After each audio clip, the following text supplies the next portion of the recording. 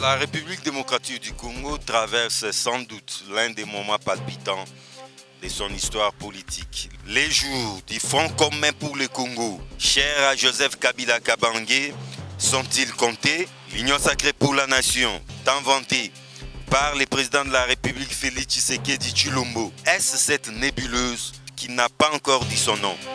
Messieurs et dames, très heureux de vous retrouver dans cette nouvelle aventure des enjeux. Bienvenue à tous et à toutes.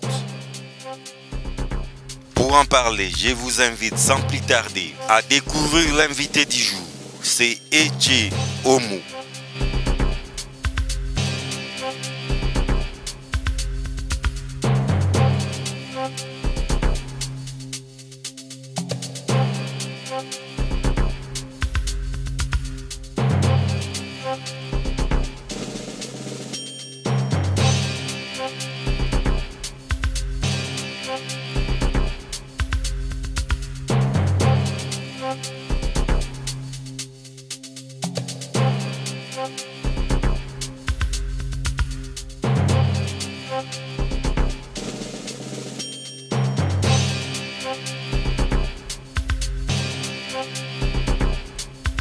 Jean-François Dulé. Jean-François Dulé est licencié en droit privé et judiciaire de l'université de Lubumbashi. Gradué en sciences économiques de l'université protestante au Congo, consultant dans plusieurs organismes internationaux et ONG, Jean-François Dulé est avocat au barreau près la cour d'appel de Lubumbashi dans le Haut-Katanga. Jean-François Dulé est secrétaire national adjoint aux affaires extérieures du MLC et figure de proue du parti cher à Jean-Pierre Bemba Gombo à Lubumbashi et dans le Haut-Katanga en général.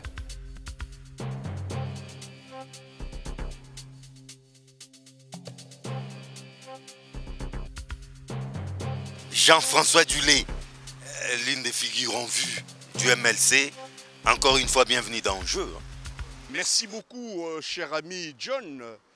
C'est un privilège et un honneur d'être reçu, je crois que pour la énième fois dans votre émission Enjeu dans la capitale. Après 1 ou 2 ans, hein? Deux ans. Années, puisque la dernière fois c'était en 2018. On ne fera pas l'émission debout, on s'installe confortablement. Merci beaucoup. En tout cas, encore une fois, merci d'être là. Je vous en prie.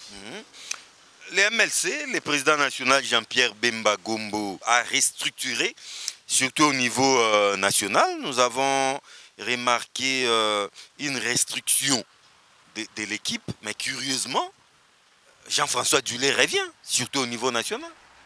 Merci beaucoup. Je m'en vais d'abord remercier le président national Jean-Pierre Bemba Gombo pour la confiance réitérée à mon humble personne, à mon avis, avec le travail que nous sommes en train d'abattre. Et par voie de ricochet, je remercierai aussi toute l'équipe du secrétariat général, Maman Bazaïba, ainsi que nos secrétaires généraux. Nous avons le SIGA, Fidel Babala, Alexis Lenga, le général Boulet, ainsi que notre honorable Lungwana. Les sénateurs Njoli. Ainsi que l'inspecteur du parti, l'inspecteur général Jacques Njoli, le professeur. Donc tous mes remerciements pour cette marque de confiance qu'ils ont voulu réitérer à notre humble secrétaire personne. exécutif national en charge de affaires extérieures. Secrétaire exécutif, secrétaire national adjoint aux affaires extérieures. Vous l'avez si bien dit. Tout à fait, cela nous permet toutes nos félicitations. Hein? Merci. Mais c'est tout de même curieux, pourquoi seulement vous? C'est toujours Jean-François Dulé. À mon avis, bon, l'équipe n'est pas composée que de Jean-François Dulé. L'équipe est composée de plusieurs cadres qui militent qui sont compétents et qui ont eu à briller par leur sens de sacrifice pour le parti. Je crois que le président national a tablé sur cela, ainsi que le secrétariat général, et a eu à placer les hommes qu'il faut à la place qu'il faut, sincèrement. À mon avis, c'est un mérite. Vu que ce n'est pas que Jean-François Dulé, c'est plusieurs cadres qu'on a eu à promouvoir ou à garder dans leurs fonctions. Et je ne peux que dire merci. Je suis gré de cette marque de confiance au président national ainsi qu'au secrétariat national de manière générale. Tout à fait. Jean-François Dulé, c'était juste pour planter les décors. Cela nous permet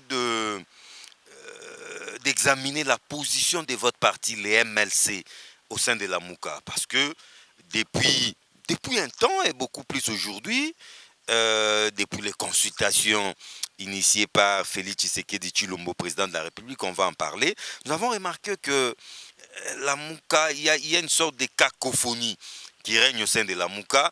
La Mouka devient ces monstres pluricéphales où il y a la Mouka El Bemba, la Mouka El Katumbi, la Mouka El Muzito, la Mouka El Fayoulou.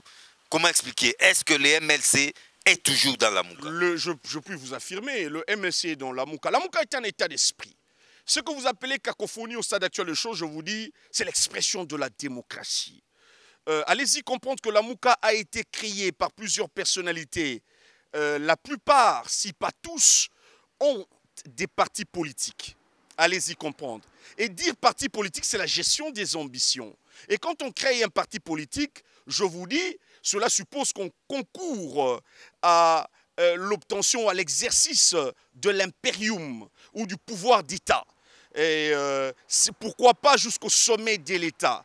Allez-y comprendre. Et gérer ses ambitions, ce n'est pas facile dans une démocratie. Et dans une démocratie, il faudra que les ambitions puissent s'exprimer. Et c'est ce qui se passe dans la Mouka. Nous vivons exactement la démocratie. Des chocs d'idées, car dit-on, jaillit la lumière. Et il faudra savoir que la Mouka, de par son esprit, de par la charte, créant ou transformant la plateforme La Mouka, qui était une plateforme électorale, en une plateforme politique, La Mouka est dirigée par un présidium. Bien sûr que ce présidium a un coordonnateur qui assumait en son temps un mandat de 3 mois ou un mandat trimestriel. Mon stade actuel de choses avec les amendements qu'ont eu à subir la charte créant ou transformant la plateforme La Mouka, nous avons un mandat de la coordination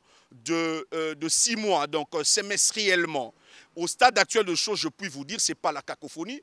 La cacophonie, plutôt, je vous dirais, on la retrouve de l'autre bord, au sein du FCC, cher ami. Non, avant de voir ce qui se passe chez les voisins, examinez d'abord ce qui se passe chez vous. Parce qu'au cours des consultations, Bemba, Katumbi, ils ont répondu favorablement à l'invitation de Félix Tshisekedi Tshilombo. Mais de l'autre côté, Fayoulou et Muzito ont dit niet. C'est ce qui nous pousse à dire, mais au sein de la Mouka, soit il n'y a pas de discipline, soit il n'y a pas un leadership bien coordonné. D'où cette raison de dire encore une fois que règne la cacophonie. Au sein de la Mouka, il y a un leadership collégial.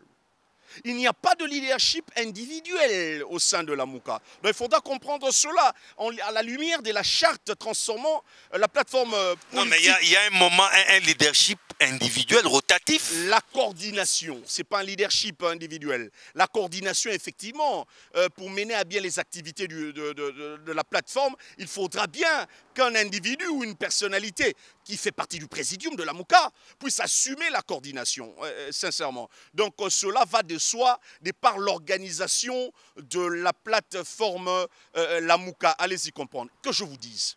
Les leaders de la Mouka émettent, à mon avis, un même son de cloche, mais peut-être sous des approches différentes. Ah bon? Allez-y comprendre que le président Martin Fayoulou prônait pour un dialogue, était pour un dialogue pour qu'on puisse tabler des questions épineuses qui gangrènent la situation politique en République démocratique du Congo depuis les élections présidentielles, ainsi que législatives nationales, ainsi que législatives provinciales de 2018. Pourquoi? Parce qu'après ces élections, il y a eu une crise, vous n'êtes pas sans le savoir.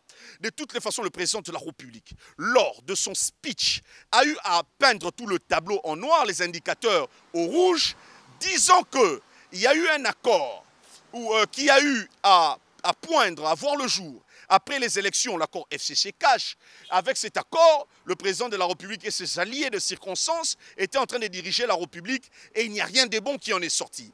Et de ce fait, le président de la République, tirant les conséquences, a eu à appeler les citoyens congolais, non seulement les politiques, ainsi que la société civile, à des consultations. Et le président de la République a jugé bon d'appeler le président national du MLC, Jean-Pierre Bemba Gombo, ainsi que d'autres grands leaders de l'opposition, ainsi que de grands leaders de la société civile. Et notre président national a estimé qu'il devrait répondre par l'affirmative, par l'invitation du président de la République, ne fût-ce que pour l'écouter, cher ami. Et vous serez d'accord avec moi que c'est une forme de dialogue que prônait Martin Fayoulou, le président Martin Fayoulou, sauf que l'approche est différente. La formule qu'aurait préférée le président Martin Fayoulou diverge avec l'approche du président de la République. Nous avons jugé bon, après 2 ans, vu les cris d'alarme qu'aurait lancé le président de la République, il aurait fallu, ne fût-ce que, venir l'écouter. Et le chairman Jean-Pierre Bemba Gombo, en un citoyen républicain, ayant l'amour de la patrie, et voyant qu'il y avait péril en la demeure, a estimé qu'il devait répondre à cette invitation. Au stade actuel de choses, laissons les choses prendre leur cours, et l'avenir nous dira quoi? Et l'avenir nous dira quoi? Ce n'est pas pour la toute première fois que Jean-Pierre Bemba soit en face de Félix Tshisekedi. Souvenez-vous de Genève, la dernière rencontre de Genève. Ils ont signé un accord, un acte. Quelques heures après seulement, Félix Tshisekedi va régner sa signature. Qu'est-ce qui vous fait croire que cette fois-ci, au sein de l'Union sacrée, nous allons en parler, que Félix Tshisekedi va respecter ses engagements? Je comprends votre inquiétude, fondée par ailleurs. Votre inquiétude a tout son sens, vaut son pesant d'or. Mais que je vous dise, le président Jean-Pierre Bemba Gombo, le chairman, n'a pas été que face à Tshisekedi, a déjà été face à Kabila, a déjà été face à plusieurs acteurs politiques majeurs de la République démocratique du Congo. Là où les intérêts de la République démocratique du Congo se retrouvent, le chairman Jean-Pierre Bemba Gombo ainsi que le MLC ne résignent sur aucun moyen pour parler de la République et des intérêts de la République. Cher ami, au stade actuel de choses, je pense que nous pouvons présumer que le président de la République, Etienne Tshisekedi, en fait Félix Tshisekedi, serait de bonne foi. Attendons voir. Nous jugerons Félix Tshisekedi parce que là, vous n'êtes pas en train de juger le chairman Jean-Pierre Bemba Gombo. Là, vous remettez en cause Félix Tshisekedi, le président de la République. À mon avis, au stade actuel de choses, ce n'est pas au MLC. Nous sommes des acteurs politiques. Ce n'est pas, moins encore au président national du MLC, Jean-Pierre Bemba Gombo, de remettre la parole ou les déclarations du président de la République en cause. Je crois que c'est la population. Et vous, journalistes, avec un œil critique, nous sommes acteurs politiques. Nous ne voulons pas subir les événements. Nous voudrions bien être les acteurs des événements. Vu que le président de la République a lancé un cri d'alarme, je trouve que c'était à point nommé que le président du MLC à y répondre pour ne fût-ce que écouter. Au stade actuel de choses, il a eu à écouter le président de la République avec une oreille attentive. Quoi de plus normal? Il n'y a pas de péché face à cela, surtout que la Constitution, les dispositions motivales, ainsi que les dispositions préambulaires, nous stimulent, nous poussent à maintenir un dialogue permanent au sein des institutions et au sein de la République pour éviter des crises récurrentes telles que nous sommes en train de le vivre, les crises institutionnelles présentement. Le président national du MLC, parlons-en, Jean-Pierre Bemba Gombo, comment allez-vous répondre à ceux et celles qui pensent qu'il serait un opportuniste, affairiste? Lui, comme disent les Quinois, mbisi alanda esika mai ezotiola. Donc là où on parle pouvoir, là où on parle argent, Jean-Pierre Bemba est prêt. Donc on ne peut pas les voir dans l'opposition. C'est un opportuniste. Il est en quête de façon nuit pouvoir. Je suis mieux placé pour vous expliquer la chose. Il ne faudra pas tomber dans le jeu des adversaires politiques, sincèrement, qui déclarent des histoires à dormir debout. Cher ami, je vais vous raconter l'histoire, je vais vous rafraîchir la mémoire. Jean-Pierre Bemba Gombo n'est pas n'importe qui ici dans la République démocratique du Congo. Vous n'êtes pas sans le savoir. En 1988, suite à une dérive dictatoriale qui sévissait en République démocratique du Congo, du régime Kabila, Mouzé, qui nous avait apporté cette dictature, Jean-Pierre Bemba, fils d'un nanti, accepte de prendre les armes pour ne pas voir ses droits démocratiques et constitutionnellement garantis être bafoués. Le droit de s'exprimer, le droit d'avoir la vie en République démocratique du Congo, c'est de s'exprimer comme citoyen congolais et de s'émouvoir politiquement même et économiquement au sein de la République démocratique du Congo. Et ces droits lui étaient privés comme tant d'autres Congolais. Il va se lancer dans cette aventure du mouvement de libération du Congo comme mouvement rebelle d'abord. Et par la suite des événements, après le dialogue de Sun City, ils vont se retrouver avec les belligérants, le pouvoir en place, ainsi que RCD, consorts et la société civile. Ils vont mettre une constitution de transition et décréter une période transitoire de 2003 en 2006. Et il sera vice-président de la République. Après les élections de 2006, les gens auraient déclaré que le président Jean-Pierre Bemba Gombo aurait gagné les élections. Cher ami, mais en démocrate, constitutionnaliste, en citoyen, patriote, il a eu à s'incliner face à la décision de la Cour constitutionnelle qui est la seule organe habilité à déclarer les résultats définitifs des élections présidentielles ainsi que législatives. Le chairman va s'incliner et dire qu'il va faire l'opposition. Ne vous en faites pas, il avait la main tendue de Kabila. Il pouvait partager le pouvoir avec Kabila en son temps, avec le régime Kabila. Mais il a dit, je veux faire l'opposition. Et cela lui a coûté cher, puisque par des cabales politiques, en 2008, il va le payer de sa liberté. Et ça va lui coûter 10 ans. Ça va lui coûter 10 ans. Et un monsieur pareil, vous allez dire c'est un opportuniste. Nous blaguons en République démocratique du Congo. Et je ne vois pas les politiques qui peuvent accepter de donner 10 ans de leur vie, sincèrement, pour une cause noble. L'illustration est avec le FCC. Les gens sont en train de traverser.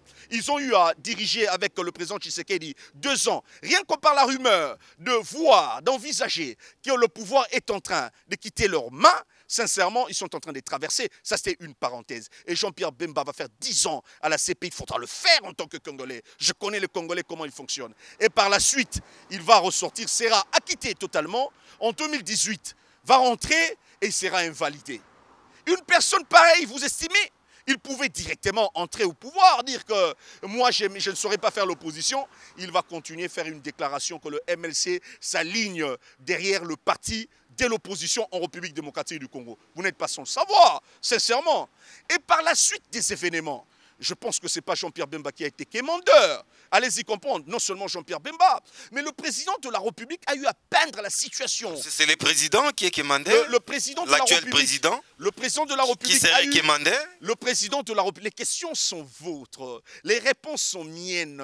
Laissez-moi rencontrer les désirs. Vous avez la parole. Les préoccupations de nos téléspectateurs, chers amis. Et allez-y comprendre que le président de la République a lancé un cri d'alarme. Il a eu à peindre le tableau de la situation politique en République démocratique du Congo en noir. Il a eu à relever tous les indicateurs de la situation politique en République démocratique du Congo en rouge. Et il a eu à dire que leur accord et leur alliance étaient en train de plomber l'élan du décollage de la République démocratique du Congo. Chers amis, et appelle toutes les personnalités ou les forces vives de la nation ayant une envergure représentative au sein ou ayant l'ancrage au sein de la société en République démocratique du Congo, je pense que Jean-Pierre Bemba Gombo fait partie des personnalités ayant l'ancrage avéré en République démocratique du Congo. Il a répondu en citoyen démocrate. Il l'a fait à Sun City, il l'a fait avec Kabila, c'est pas seulement avec Tshisekedi. Donc là où on parle des intérêts de la République démocratique du Congo,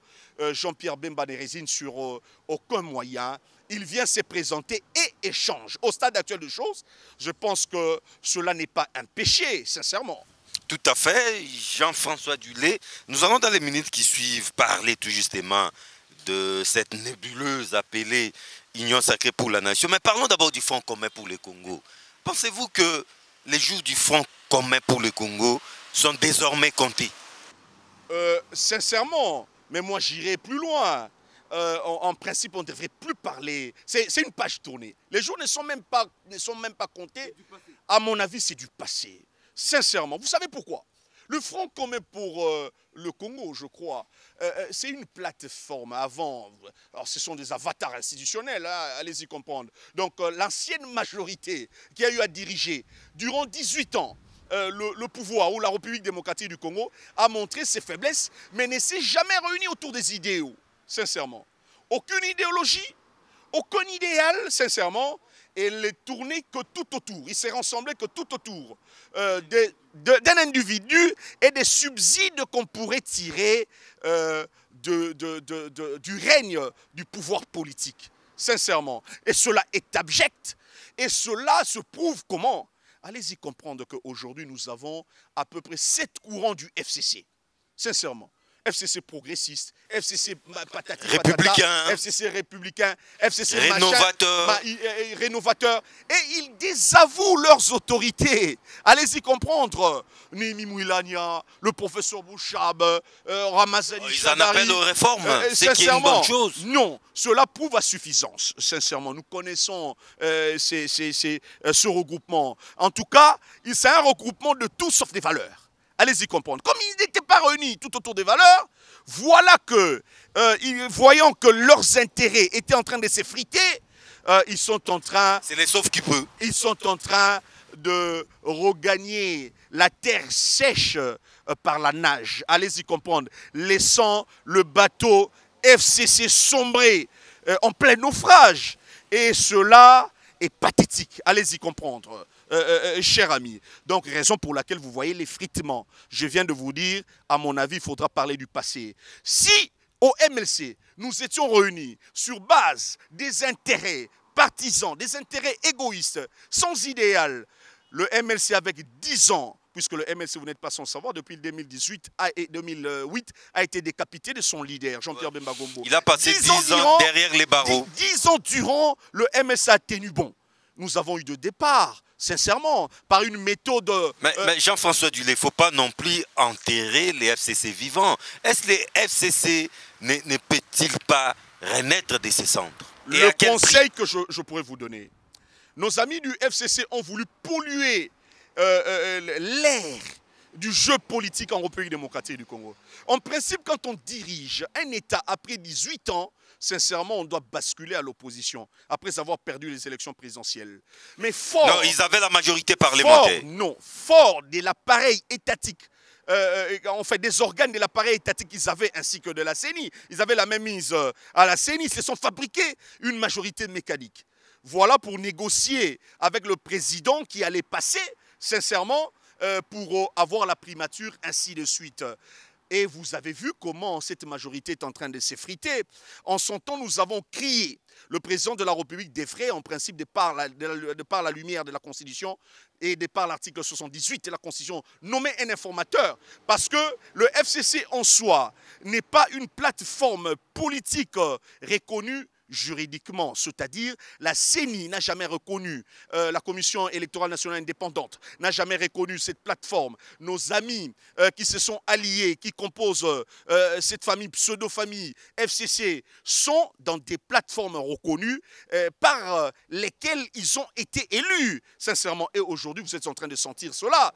Ils avaient pris le président de la République au piège, sincèrement, lui demandant de ne pas nommer un informateur. Première violation de la Constitution. C'était Félix Tshisekedi. Et disons ils étaient en train de nommer le Premier ministre sur base d'un accord quelconque. Allez-y comprendre, sincèrement. Mais nous pouvons passer l'éponge. Vous savez pourquoi? Nous estimons que le président de la République venait d'être président de la République. Et à ce titre, il est excusable. Et vu qu'il avait ces nouveaux alliés des circonstances, il pouvait écouter leurs conseils. Mais au stade actuel de choses, après 2 ans, un bilan, il a compris que cette famille politique n'a jamais eu l'amour du Congo et ne va pas l'aider à décoller. Jean-François Dillet, vous avez dit que l'FCC est en train de s'effriter, de tomber, de s'effondrer comme un château de cartes, c'est vrai. Mais vous le savez, il y a eu, par quelle méthode, par quelle voie, vous le savez que les caciques du pouvoir sont en train de recourir à des méthodes rétordes, des pièces, des espèces sonnantes et trébuchantes circulent. C'est par corruption qu'ils sont en train de faire tomber la majorité de Kabila. Ça c'est vous qui le dites. Non, mais vous le savez. Ça, c'est vous qui le dites. Moi, je ne le sais pas. Ça, c'est vous qui le dites. En tant que journaliste, je pense que vous avez des sources. Peut-être vous devriez venir avec des preuves ou des arguments. Mais les corrompus et les corrupteurs avouent eux-mêmes. Ils vont étayer votre position. Ils les avouent. Mais allons-y, allons de l'avant, cher ami. Admettons que cela soit la pratique. Ne vous en faites pas, ça serait une turpitude. Une pratique que l'UDPS a combattue. En droit, il y a un principe. Nul ne peut se prévaloir de sa propre turpitude. C'est un système qui a été instauré. A démoli, c'est pas une valeur. C'est un système qui a été instauré et ascensé par l'ancienne majorité au pouvoir, qui s'est transformée. Je viens de vous dire, qui tue par l'épée. Qui tue par l'épée. Nul ne peut se prévaloir de sa propre turpitude. Ça, c'est le méthode du FCC. Le FCC. Mais pourquoi recourir à ces méthodes que vous avez combattues? Non. Je viens de vous dire, je ne l'affirme pas. C'est vous qui le dites. Moi, je ne le sais pas.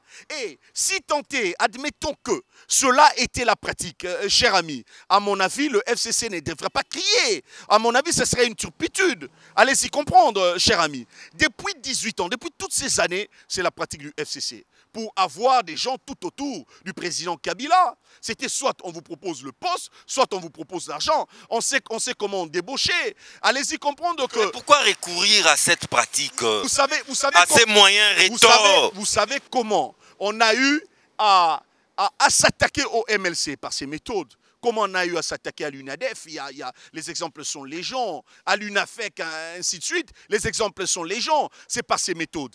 Mais... à mon avis, moi j'aimerais vous dire, je crois que nos élus nationaux ont eu présentement un esprit patriotique. Ils sont revenus à la raison. Il n'est jamais tard pour mieux faire. Vous pensez que les Congolais ne peuvent pas revenir au bon sentiment et à la bonne conscience? À mon avis, l'appel du président de la République a provoqué l'émoi, a suscité la conscience collective. Raison pour laquelle, à mon avis, sincèrement, les députés, puisque je ne suis pas député, mais nous avons les députés du MLC qui nous relayent ce qui se passe de l'autre côté. Tout à fait. Nous en débattons. Nous revenons d'une réunion. Moi, la raison de ma présence à Kinshasa, c'est la première réunion du comité exécutif restructuré par le président national, comité auquel je fais partie. Et pendant cette réunion, nous avons traité de tous les sujets brûlants de l'actualité. Jean-François Dillet, tout à fait. Les FCC c'est vide. Par quel moyen, on ne sait pas, par quel miracle, au profit de l'union sacrée de la nation. Mais union sacrée de la nation, parlons-en. Mais c'est une nébuleuse. On a l'impression que c'est un panier à crabes. C'est tout le monde qui vient. Et on a l'impression qu'on commence à faire du FCC bis parce qu'on reprend les mêmes et on recommence. Vos inquiétudes sont fondées, sincèrement. Mais en politique, on ne peut pas chasser des personnes qui viennent vous approcher ou qui aimeraient vous accompagner. Mais la plus grande question serait... Ils peuvent être des profiteurs. Non. La plus grande question serait... Des opportunistes. Est-ce qu'il faudra responsabiliser toutes ces personnes? C'est ça la plus grande question. Sincèrement, quand ils viennent vous soutenir, pour ceux-là qui viendront, pour qu'ils soient les personnalités, allez-y comprendre, la démocratie ou le pouvoir, la gestion... Mais ils ne viennent pas gratuitement, nous sommes en politique. La gestion du pouvoir doit être aérée. Donc nous devons donner de l'oxygène, sincèrement. Nous ne pouvons pas avoir que les mêmes têtes. Et sincèrement, les mêmes têtes ont montré, ont prouvé leurs limites, sincèrement, dans la gestion de la chose publique. Allez-y comprendre. Nous ne pouvons pas qu'avoir les mêmes têtes, sincèrement. Mais je crois aussi, moi je peux... Ne soyez pas surpris de voir même les PPRD venir signer la charte de l'Union sacrée. Il n'y a pas de problème. S'ils font amende honorable, moi je n'ai pas de problème contre le PPRD. Si les personnalités du PPRD estiment qu'ils peuvent changer des fusils d'épaule, sincèrement, et mieux faire pour la République, sincèrement, ils doivent venir pour l'intérêt de la République. Nous travaillons d'abord pour les générations futures. Vous pensez que nous nous sacrifions, sincèrement. Nous travaillons pour les intérêts de la génération future, sincèrement. Et certaines personnalités, ne vous en faites pas. Vous savez pourquoi elles traversent?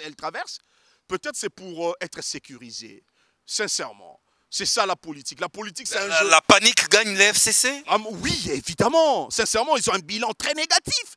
Sincèrement, je vous dis, ils ont un passif lourd, le FCC. Je vous dis sans sourciller. Et c'est les personnalités qui composent cette famille politique le savent.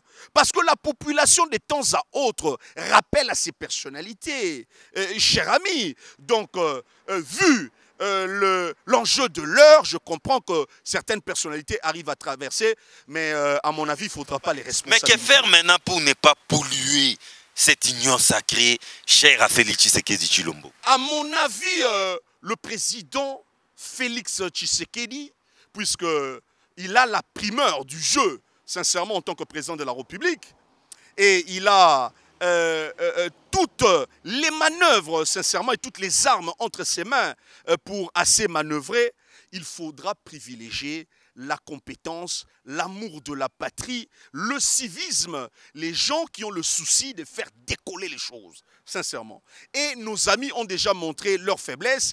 Avec nos amis du FCC, nous ne pouvons pas faire décoller la République démocratique du Congo. Les gens doivent tenir ça pour dit, sincèrement. Donc, d'où le président de la République estime qu'il peut d'abord solliciter, pas d'abord composer, il peut d'abord solliciter le concours des certaines personnalités ayant l'expertise avérée en République démocratique du Congo, entre autres Jean-Pierre Bemba Gombo, 3 ans pendant la transition comme vice-président de la République, ayant la maîtrise des troupes aussi, sincèrement, vous n'êtes pas sans le savoir.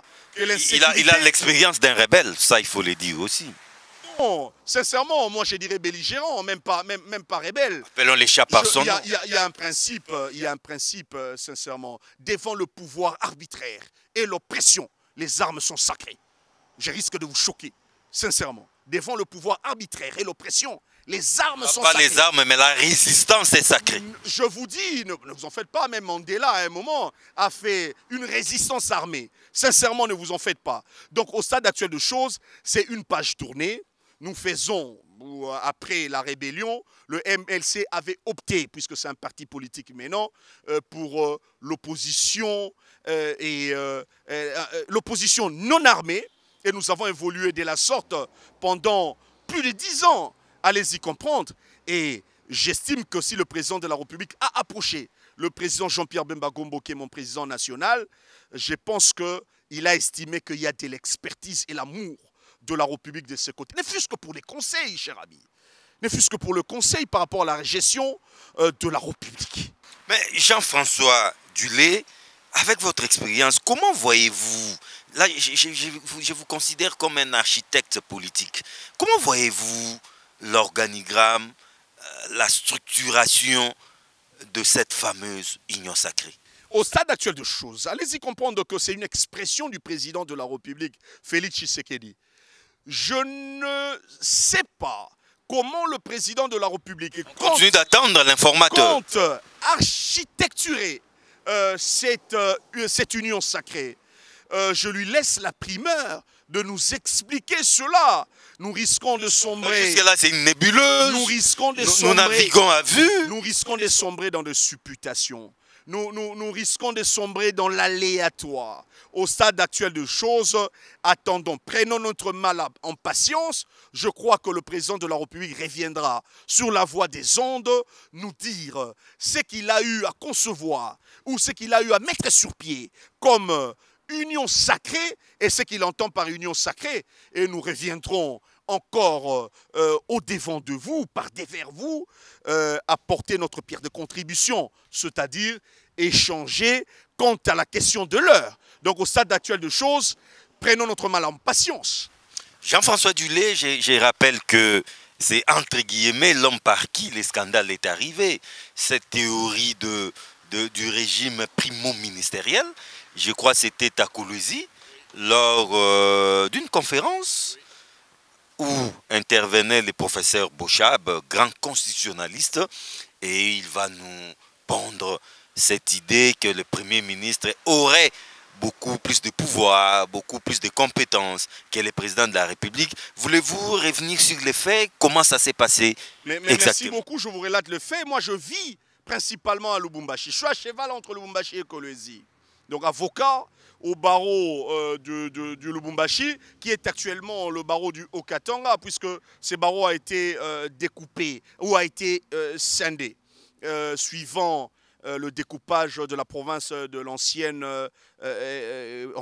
province du Katanga. Il y a eu une conférence organisée par l'université de Kolwezi et qui avait comme thème la Constitution et nous en démocratie. Et les animateurs de cette conférence étaient le brillant constitutionnaliste, le professeur Bochab, un savant d'ailleurs, ainsi que le professeur Jacques Njoli. Et durant cette conférence, j'étais à Lubumbashi, je me suis déplacé vers Kolwezi. Arrivant, le professeur Bochab a eu à soutenir la question qu'il a eu à laisser en suspens.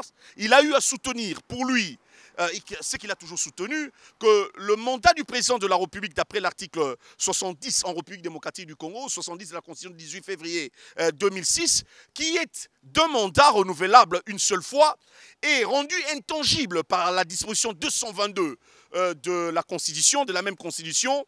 Pour lui, le professeur Bochab, cette disposition ne devrait pas être intangible.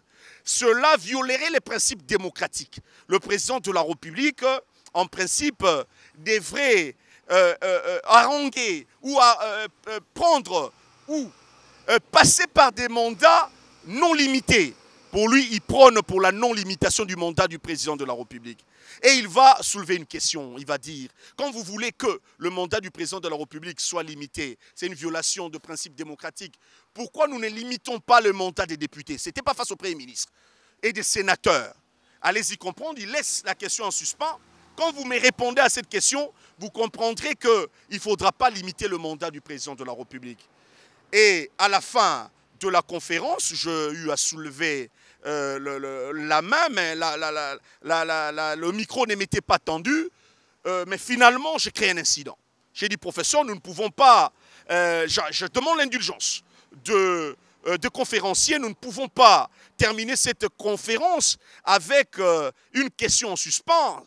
J'ai une réponse, un avis-réponse face à votre préoccupation. Vous demandez, vous disiez que le président de la République ne peut pas, le mandat du président de la République ne devrait pas être limité. Mais moi, je vous dis, départ, l'homme de l'esprit de loi, Montesquieu, a estimé, ou avait estimé en son temps, que dans l'organisation de l'État, il faudra qu'il y ait séparation de pouvoir.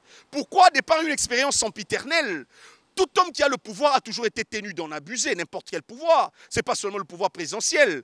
On peut être responsabilisé ministre, général ou DG. Chef du quartier. Chef du quartier. Vous pouvez en abuser. Et de par ce fait, il faudra dans l'organisation de choses, dans l'agencement de choses, il faudra que le pouvoir arrête ou arrêta le pouvoir. C'est la raison d'être de la séparation de pouvoir. Et le président de la République, de par la Constitution du 18 février 2006, régissant la République démocratique du Congo, à mon avis, donne des prérogatives exorbitantes au président de la République. Allez-y comprendre. Il commence d'abord par l'article 68, l'érige en première institution de la République. Non seulement la première institution de la République, le président de la République est aussi l'organe animant cette institution. L'article 78, il nomme le Premier ministre, il peut mettre fin au mandat du Premier ministre suite à sa démission, il nomme les mandataires, ainsi de suite. Il peut gracier une personne qui a été condamnée par l'appareil judiciaire. Allez-y comprendre. Donc, à mon avis, il peut décréter un état d'urgence. Allez-y comprendre, ce sont des prérogatives exorbitantes. Mais le député, donc l'ordonnance du président de la République, en elle-même peut susciter des conséquences fâcheuses. C'est-à-dire le président de la République a un pouvoir exorbitant. Raison pour laquelle le constituant originaire de la République démocratique du Congo a eu à limiter le mandat. C'est le bien fondé de la limitation du mandat du président de la République parce qu'il a un pouvoir exorbitant. Mais quant aux députés, aux sénateurs, n'a pas de pouvoir en soi. Vous savez pourquoi un grand pouvoir en soi? Pourquoi? Parce que les députés, les sénateurs agissent au sein de son corps, c'est-à-dire de sa chambre. Les députés, quelle que soit l'initiative qu'il peut avoir, ou les sénateurs, je vous dis, cela doit être délibéré par sa chambre. Et si cela est sanctionné positivement, cela a des conséquences. Et si cela est sanctionné négativement, son initiative ne produit pas d'effet. C'est-à-dire le député en lui-même, pris de manière isolée, n'a pas de prérogatives exorbitantes, n'a pas de grand pouvoir. Raison pour laquelle son mandat est indéfini, peut revenir de manière illimitée. Les députés pris isolement. Isolément. Donc il a la force que par son corps ou par sa chambre respective, c'est-à-dire soit l'Assemblée nationale, le Sénat pour les assemblées provinciales dans l'Assemblée provinciale. Mais quant au président de la République, faites le parallélisme. Raison pour laquelle les députés peuvent revenir autant de fois et c'est la population qui va sanctionner. Mais le président en lui-même a un pouvoir exorbitant. Et le professeur n'a pas voulu l'entendre de cette oreille. Raison pour laquelle il a eu à dire, mais en répondant, en fait un parallélisme avec le Premier ministre. Il dit que la Constitution, il a eu à affirmer que la Constitution de 2006, 18 février 2006, donnait par contre des prérogatives exorbitantes au Premier ministre et non au président de la République. D'où nous sommes dans un régime primo-ministériel. À mon avis, c'est que je n'approuve pas, c'est que je n'appuie pas à la lumière de la Constitution, puisque ce régime primo-ministériel est les cas types et à son origine en Grande-Bretagne, à mon avis. C'est-à-dire, cela suppose... c'est un royaume. C'est un royaume. Et cela sous-entend que le président de la République n'aurait qu'un rôle protocolaire. Or, de par les dispositions que je viens de vous citer de la Constitution, il y en a plein, il y en a plein. Donc, le président de la République a des prérogatives exorbitantes. Mais évidemment, c'était une conférence, je ne pouvais plus réagir, c'était mon point de vue. Il avait aussi son point de vue, qui a eu à diverger d'ailleurs avec le point de vue du professeur Jacques Njoli. Et cet extrait est devenu viral, un tollé général oui, dans les réseaux sociaux. Et évidemment, la population n'a pas digéré, vu qu'il y avait une crise d'institutions ou des institutions à l'époque entre l'institution président de la République ainsi que le gouvernement. Allez-y comprendre. Et le gouvernement, ainsi que le Premier ministre, ainsi que le speaker de deux chambres venaient de bouder l'installation, la prestation, la cérémonie de la prestation des serments des juges nommés par ordonnance présidentielle par le président de la République. Allez-y comprendre. Fort de ces climats délétères, et fort de cette ambiance morose, j'ai compris pourquoi la toile a eu à jaser et à reprouver ce point de vue du professeur Bouchab. C'est un point de vue, allez-y, que je respecte par ailleurs. Jean-François Dulé. Ok. Avec vous, franchement, je n'ai pas vu les 3/4 d'heure passer lorsqu'on a affaire à un tribun de votre trempe. Alors, je vous donne la parole, votre conclusion. Merci beaucoup, sincèrement, c'était un honneur. Tout le plaisir a été pour moi d'être reçu ici à Kinshasa, dans votre magazine Enjeu. J'en profite, puisque c'est la fin de l'année, de souhaiter le vœu le meilleur à mon président national, le chairman Jean-Pierre Bemba Gombo, au secrétariat général de mon parti, Madame la secrétaire générale F. Bazaïba, la brillante, le secrétaire général adjoint, le SGA Fidel Babala, le SGA Lungwana, le général Boulet, ainsi que l'inspecteur général, le professeur Jacques Njoli. Je m'en vais souhaiter le vœu le meilleur à ma ville, Lubumbashi, et au Grand Katanga de manière générale, puisque je suis la figure de proue, le chouchou de la ville de Lubumbashi. Et je vous remercie pour cette invitation. J'espère que les téléspectateurs ont eu à puiser selon l'acuité de leur soif, ainsi que la capacité de leur vase de nos échanges. Je vous en remercie. Messieurs et dames, lorsqu'on a affaire à un tribun ou à un homme qui a du bagou, à l'instar de Jean-François Dulé, je pense que c'est sans commentaire de notre part. Voyons voir ce que l'avenir va nous donner.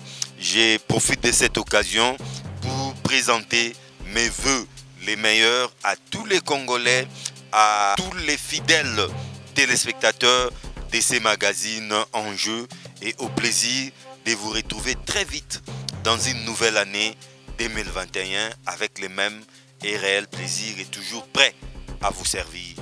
Au revoir.